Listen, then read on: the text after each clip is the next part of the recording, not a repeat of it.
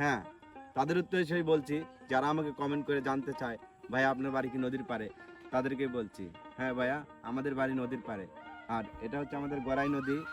নদীটা আসলেও অনেক ভালো লাগে, এখানে বসলেও ভালো লাগে বা ঘুরতে আসলেও ভালো লাগে, হাঁটতে আসলেও ভালো লাগে।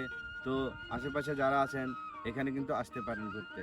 আজকে আমি আপনাদের নদীর ঘাট এবং নদীতে যাওয়ার রাস্তা দেখাবো, দেখতে থাকুন। ধন্যবাদ।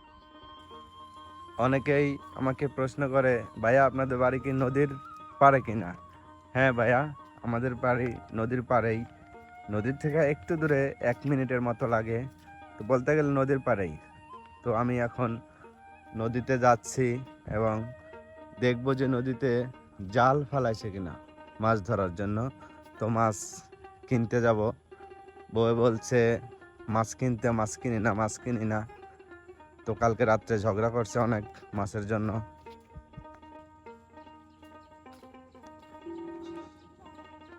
বৃষ্টি হচ্ছে তো তো জাল যদি ফেলে, জাল যদি কোনো দূরে ফেলাইছে মনে হচ্ছে।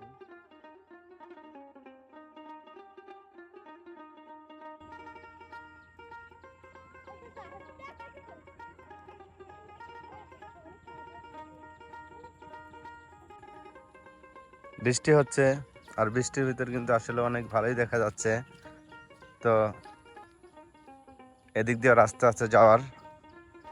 দেখেন গ্রামের পরিবেশটা আসলে কিন্তু ভালো লাগে, অনেক ভালো লাগে।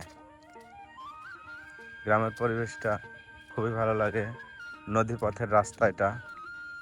তো এই রাস্তাগুলো কিন্তু এখন বেশিরভাগ জায়গাতেই নেই, কারণ রাখে না।